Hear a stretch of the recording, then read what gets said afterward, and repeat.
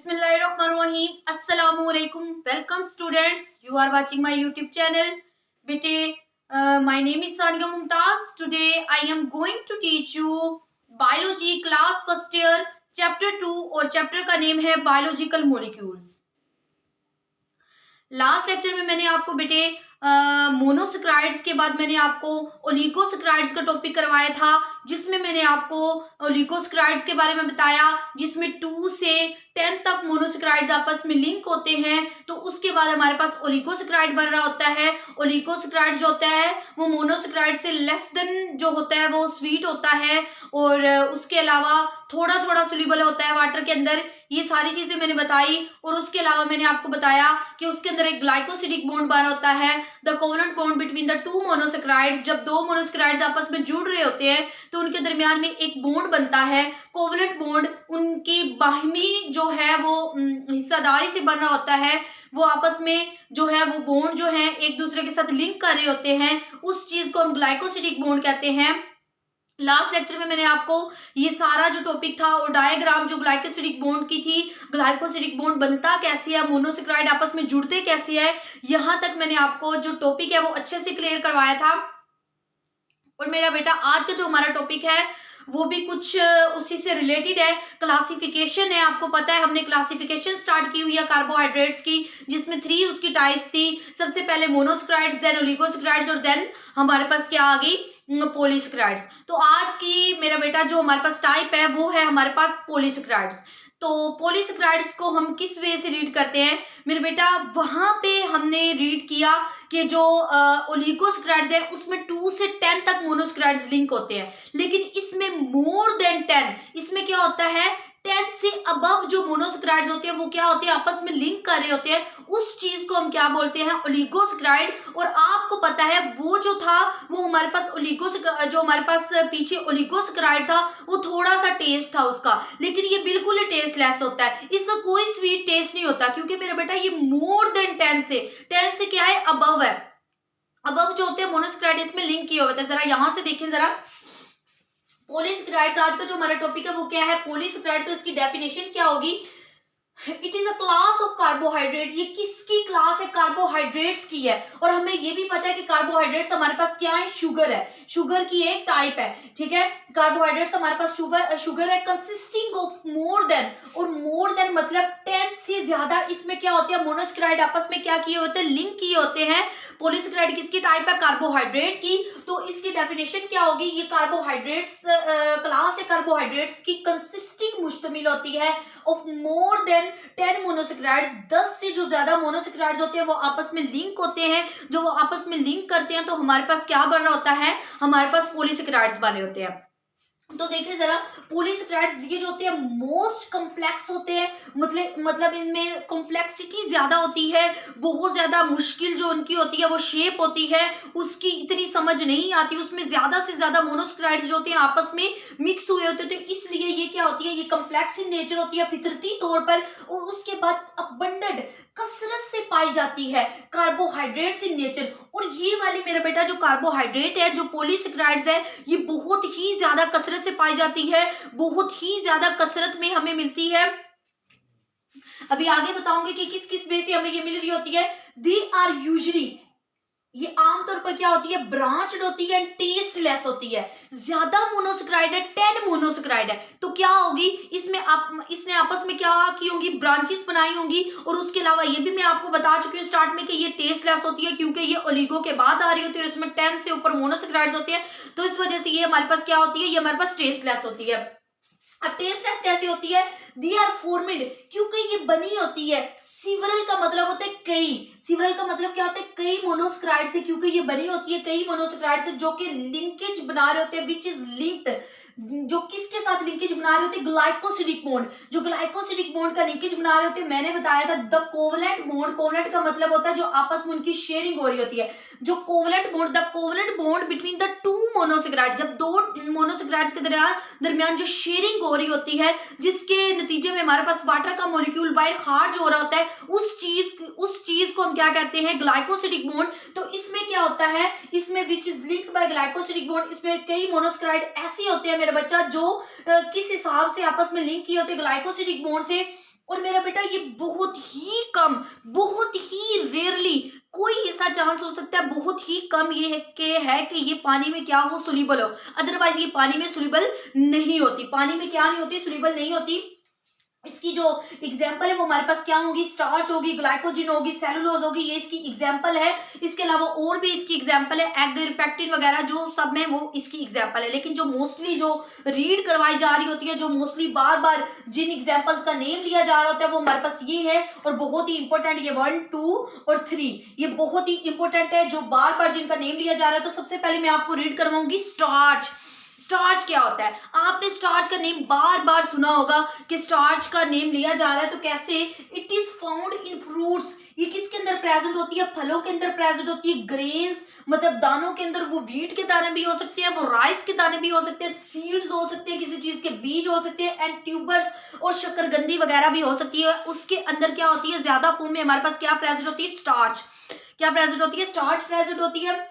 और बेटा जब हम स्टार्च को तोड़ते हैं, हाइड्रोलाइज करते हैं, लाइसिस का वर्ड जहां पे भी आ जाए तो आपने यही समझना है कि कोई चीज यहाँ पे हमारे पास क्या टूट रही है। तो ऑन हाइड्रोलाइसिस जब ये हमारे पास टूटती है तो ये क्या देती है, इट गिव ग्लूकोज। तो ये हमारे पास ग्लूकोज का मॉलिक्यूल देती है। और आपको पता है ग्लूकोज के मॉलिक्यूल का फार्मूला क्या होता है, C6H12O6 होता है। ये देखें C6H12O6, मतलब ये टूटने के अमल के बाद किस चीज का हमें दे रही होती है, ग्लूकोज, मतलब शुगर का ये एक मॉलिक्यूल दे रही होती है। It is the main source, ये बहुत ही मेन है, बहुत ही अच्छा सोर्स है, बहुत ही अच्छा जरिया किस चीज का, it is the main source of carbohydrates, sugar का, फॉर एनिमल्स, जानवरों के लिए।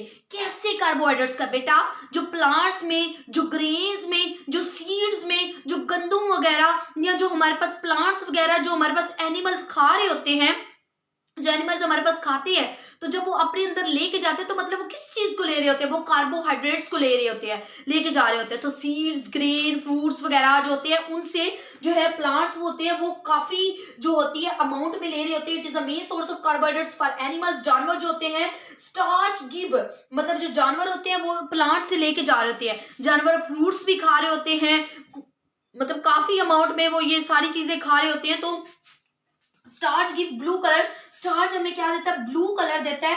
किसके साथ, आयोडीन, जो कि एक हमारे पास क्या है, हमारे पास लिक्विड फॉर्म में एक केमिकल होता है, उसके साथ ये कौन सा कलर दे रहा होता है, ये ब्लू कलर दे रहा होता है। और आगे टाइप्स होती हैं स्टार्चेस की, जो कि हमारे पास 2 टाइप्स है, एक हमारे पास अमाइलोज है और एक हमारे पास अमाइलोपेक्टिन है।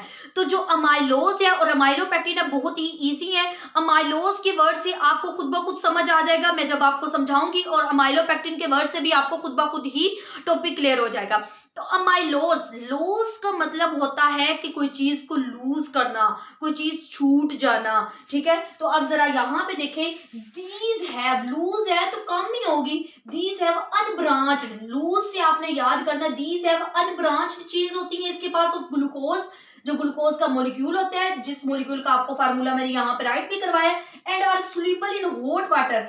अगर यहाँ पे लूज है तो लास्ट पे हमारे पास SE का भी वर्ड आ रहा है, यहां से आपने याद करना है कि ये सोल्यूबल भी होंगी वाटर में। उस चीज को हम क्या कहते हैं, अमाइलोपेक्टिन।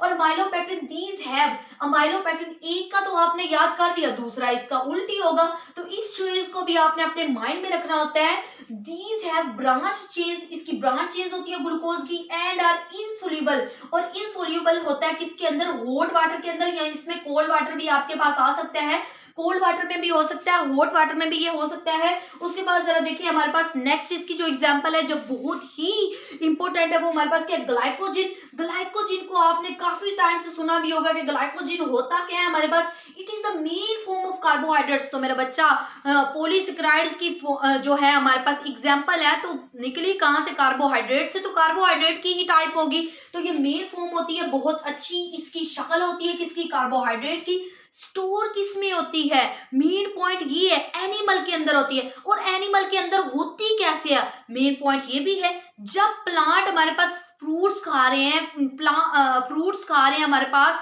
जानवर एनिमल जब हमारे पास फ्रूट्स खा रहे हैं, प्लांट्स खा रहे हैं, उसके अलावा हमारे पास ग्रेन खा रहे हैं, सीड खा रहे हैं, इन सब चीजों से जो अंदर उनके जो कलेक्ट हो रहा होता है, जो एक चीज उनके अंदर जमा हो रही होती है, जो वो कार्बोहाइड्रेट अंदर लेके जा रहे थे, उस चीज को हम क्या बोल रहे थे, ग्लाइकोजन बोल रहे होते हैं।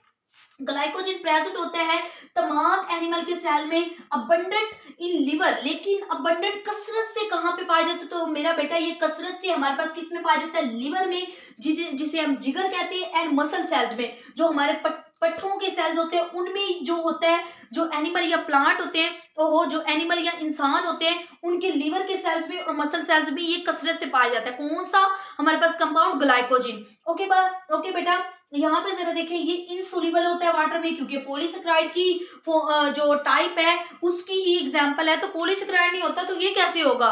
ये तो आपने खुद ही समझना कि अगर पॉलीसेकेराइड नहीं हो रहा तो ये भी नहीं होगा। तो क्या होगा? इनसोल्यूबल इन वाटर होगा, वाटर के अंदर सोल्यूबल नहीं होगा। इट आल्सो यील्ड, ये देता है ग्लूकोज एंड हाइड्रोलाइसिस, ये भी ग्लूकोज ही देता है। किस पर? टूटने के अमल पर ये भी क्या चीज दे रहा होता है? ये कहता है भाईजान मैं टूट रहा हूं तो तू क्या ले ले, तू एक ग्लूकोज का मॉलिक्यूल ले ले, एक मेरी तरफ से मिठाई ले ले छोटी सी, मतलब कि कार्बोहाइड्रेट ले ले। और आपको पता है कि कार्बोहाइड्रेट शुगर है, तो उसको बदले में वो यही देता है कि चीनी के चल तू अपना मुंह क्या कर ले, मीठा कर ले।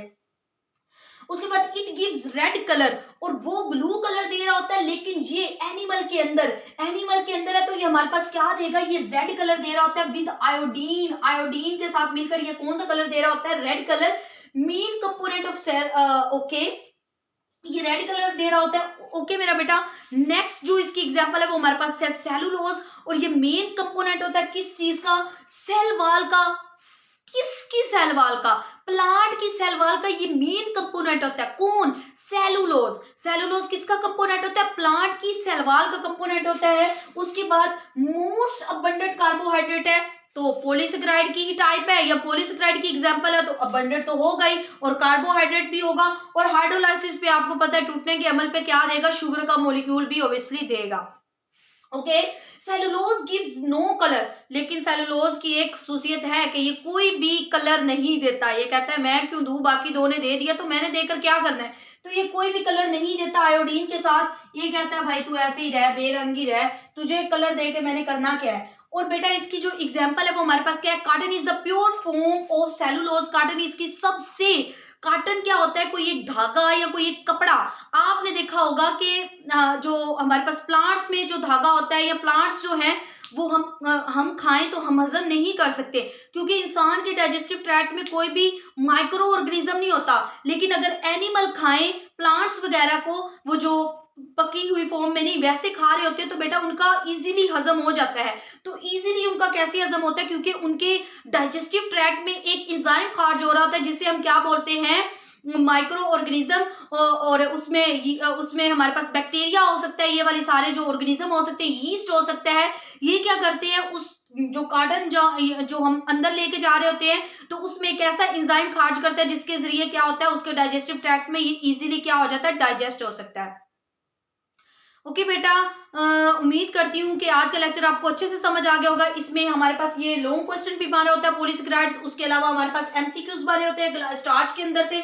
ये कौन सा कलर दे रहा होता है? तो आपको पता होना चाहिए ब्लू कलर देता है, उसके अलावा ब्लू कलर दे रहा होता है। उसके अलावा अमाइलोज और अमाइलोज स्टार्चेज और अमाइलोपेक्टिन के अंदर डिफरेंस आ रहा होता है, जो आपने डिफरेंस राइट करना होता है। मैंने बताया लूज का मतलब है कम करना, छोड़ देना, और एस से आपको शो हो रहा है कि सोल्यूबल होगा। और अमाइलोपेक्टिन हमेशा ये है, तो इसकी ये वाली चीज क्या होगी? उल्ट होगी। आगे ग्लाइकोजिन है, ग्लाइकोजिन का भी बहुत ही इंपॉर्टेंट रोल है। उसमें आप ये रेड कलर दे रहा होता है, लेकिन सेलुलोज है ये कोई भी कलर नहीं देता, ये उसे बेरंग रखता है। उसके अलावा इसका इंपॉर्टेंट क्वेश्चन होता है carton is the pure form of cellulose. और ह्यूमन के डाइजेस्टिव ट्रैक्ट में ये क्यों नहीं हजम डाइजेस्ट हो रहा होता, और जो एनिमल्स है उनमें क्यों होता है? एनिमल्स में कुछ माइक्रो ऑर्गेनिज्म जो होते हैं इनके डाइजेस्टिव ट्रैक्ट में जो है वो क्या होते हैं?